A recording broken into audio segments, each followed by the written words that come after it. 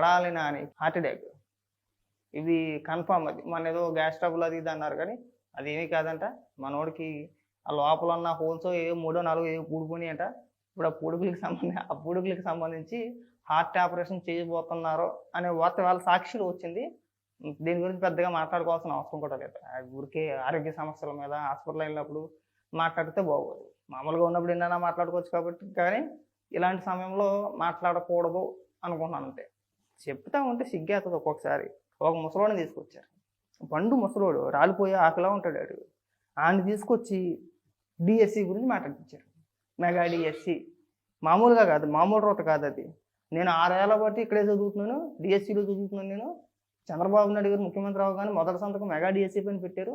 నేను దానికోసం కాయలు కాశీలో ఎదురు చూస్తున్నాను, పిల్లలను వదిలేసానని చెప్పేసి అని మాట్లాడతాడు. పండు ముసలోడు, ఆల్మోస్ట్ పండు ముసలోడే. తల మెరిచిపోయింది, గడ్డ మెరిచిపోయింది.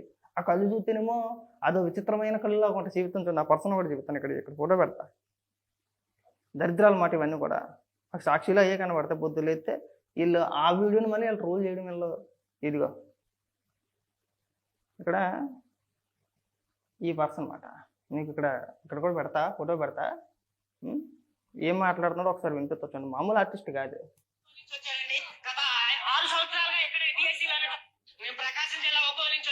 మంచిది.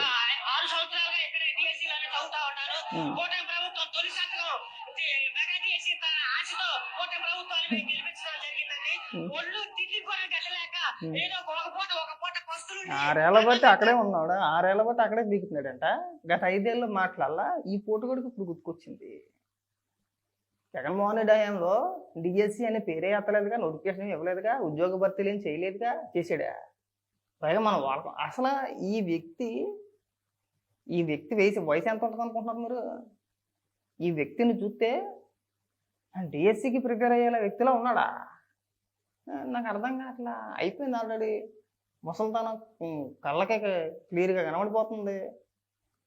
వీళ్ళ చేత మాట్లాడిపించారు. మామూలు యాక్టింగ్ చేయట్లే, ఇంకా ఎరగదీసేస్తున్నాడు, పొడి చేస్తున్నాడు.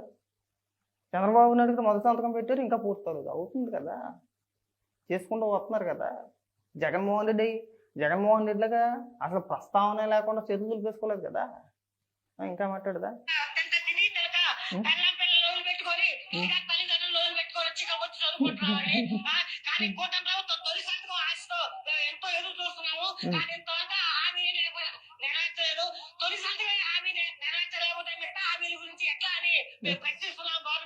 ఇప్పుడు మరి అదే, మరి ఒకవేళ నిజంగా డిఎస్సి గురించి నువ్వు మాట్లాడుతున్నావు అనుకుంటా కనుక నువ్వు దాని గురించి ఆడాలా అంతేనా?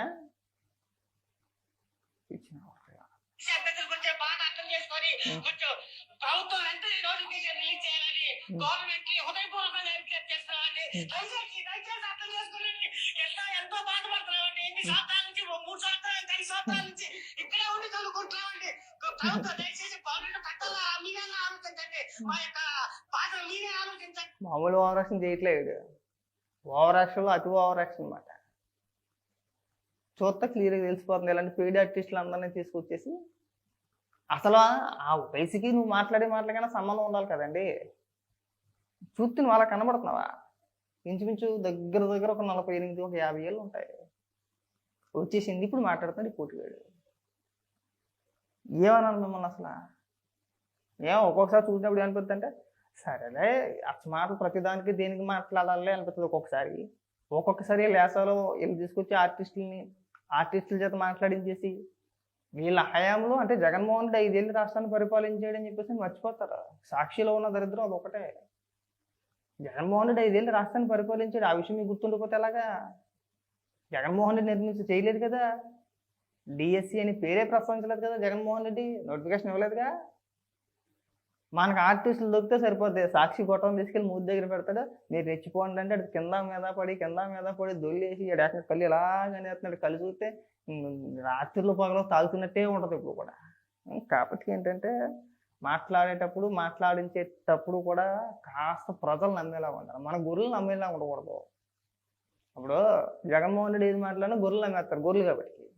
అంటే వైసీపీ కార్యకర్తలు మేము గొర్రెలు అంటమాట. ఈ తలా తోక ఉండదు. జగన్మోహన్ రెడ్డి ఏం చెప్తే అవ్వు అనుకుంటే వెళ్ళిపోవడమే. మళ్ళీ వాళ్ళు వచ్చి మాట్లాడతారు. గతంలో మీరు ఇవ్వలేదు, మీరు చేయలేదు, మీరు చేయలేనప్పుడు దాని గురించి మనం మాట్లాడకూడదు. దాని గురించి మనం ప్రస్తావించకూడదు. ఏదో ప్రభుత్వం ఏదో చేసుకుంటే వెళ్తుంది. చూడాలి. చూసిన తర్వాత మాట్లాడాలి. మనకు చేతకాలేదు మనం చేయలేదుగా అన్నీ పక్కన పెట్టేసాంగా. మనం ఎంతసేపు మన అధికారంలో ఉన్నంతసేపు ఎందులో కమిషన్లు బాగా వస్తాయి, ఎందులో తినేయొచ్చు, ఎందులో దోచేయొచ్చు. ఇదే ఆలోచన విధానం కదా! మళ్ళీ ఇక్కడికొచ్చి ఎందుకు ఓపెన్ చేస్తారో, ఎవడి కోసం ఓపెన్ చేస్తారని అడుగుతున్నా. దయచేసి ఇలాంటి ఆర్టిస్టుల చేత జగన్మోహన్ రెడ్డి గారు మీరు విషం చిమ్మేసి ఈ పనికిమాల డ్రామాలని వేయించమాకండి. మీరు మాత్రం బెంగళూరు వెళ్ళిపోండి. మళ్ళీ వానాకాలం దాకా కనపడ్డా.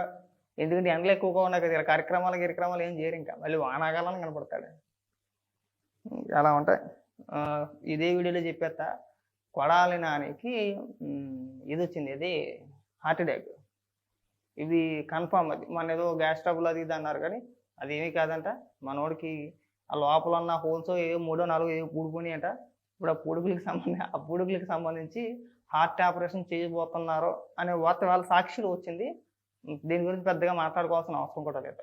ఊరికే ఆరోగ్య సమస్యల మీద హాస్పిటల్ వెళ్ళినప్పుడు మాట్లాడితే బాగోదు. మామూలుగా ఉన్నప్పుడు ఏమైనా మాట్లాడుకోవచ్చు కాబట్టి, కానీ ఇలాంటి సమయంలో మాట్లాడకూడదు అనుకుంటున్నాను అంతే. విచిత్రం చూడండి. వైఎస్ఆర్సీపీ పార్టీ ట్విట్టర్ అకౌంట్ కానీ, ఫేస్బుక్ కానీ, వాళ్ళ సోషల్ మీడియా కానీ నేను గత 2-3 రోజులు బట్టి లిక్కర్ గురించి మాట్లాడుతున్నారు. వాళ్ళు చెప్పే విధానం ఎలా ఉంటుందంటే, ఈ బ్రాండ్లు ఏవైతే ఉన్నాయో, అంటే గత జగన్మోహన్ రెడ్డి హయాంలో వీళ్ళు అమ్మిన బ్రాండ్స్ ఉన్నాయి కదా, ఆ బ్రాండ్లు ఏవైతే ఉన్నాయో వాటన్నిటిని కూడా చంద్రబాబు నాయుడు గారే, అంటే వాటన్నిటికీ చంద్రబాబు నాయుడు గారే పర్మిషన్ ఇచ్చారు. మాకేమీ సంబంధం లేదు. తిరిగి ఏమని మాట్లాడతారంటే, లిక్కర్లో చంద్రబాబు నాయుడు గారే తినేసారని మాట్లాడతారు. 2019 నుంచి 2024 వరకు అధికారంలో ఉండి లిక్కర్లో చంద్రబాబు నాయుడు గారు అవినీతి చేశారంట. మనం ఎందుకు యాక్షన్ తీసుకోలేదంటే దానికి సమాధానం చెప్పడం మానేసి వీళ్ళు ఎదవ లాజిక్లు చూడండి. సరే పోనీ మీరు అనుకున్నట్టే అనుకుందాం. చంద్రబాబు నాయుడు గారే అనుమతులు ఇచ్చారు. ఉన్న బ్రాండ్లు ఎవరు రద్దు చేశారు? ఇప్పుడు పాత బ్రాండ్లకి అనుమతులు ఎవరు రద్దు చేశారు? కొత్త బ్రాండ్లకి మీరు ఇవ్వలేదు అనుకుందాం. పోనీ పాత బ్రాండ్లు ఎందుకు తీసేసావు? డిజిటల్ పేమెంట్ ఎందుకు పెట్టలేదు? నీ మనుషుల చేత ఎందుకు అమ్మించేసావు? ప్రభుత్వం ఎందుకు అమ్మింది మద్యం? లక్షల కోట్ల రూపాయలు ఆదాయం చూపించేసిన ప్రభుత్వానికి ఏంటి కల్తీ మద్యాన్ని అమ్మేసి. అంటే ఎంతమంది పోయినా పర్వాలేదు, ఒక లక్షల కోట్ల రూపాయలు ఆదాయం వచ్చేసినట్టు ఒక మేధావి మాట్లాడతాడు. పేరు వద్దులే, అనవసరంగా పేర్లు ప్రసక్తి ఏడుతున్నారు దిక్మాస్ అంటారు. కానీ మాకు ఒక జర్నలిస్ట్ ఉన్నాడు. అది ఏమని మాట్లాడతాడంటే, రాష్ట్రానికి 1,00,000 కోట్ల రూపాయల ఆదాయం వచ్చింది మద్యం మీద. 1,00,000 కోట్ల రూపాయల ఆదాయం వచ్చినప్పుడు అందులో అవినీతి చేసే ఆస్కారం ఉంటుందా అని మాట్లాడతాడు. ఏ లెక్కపత్రం మీద వస్తుందని నాకు అర్థం కాదు.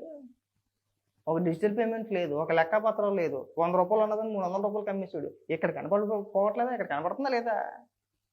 పైగా ఏమన్నా అంటే 1,00,000 కోట్ల రూపాయల ఆదాయం, 1,00,000 కోట్ల రూపాయల ఆదాయం చూపించాడా? తినేసింది ఎంత?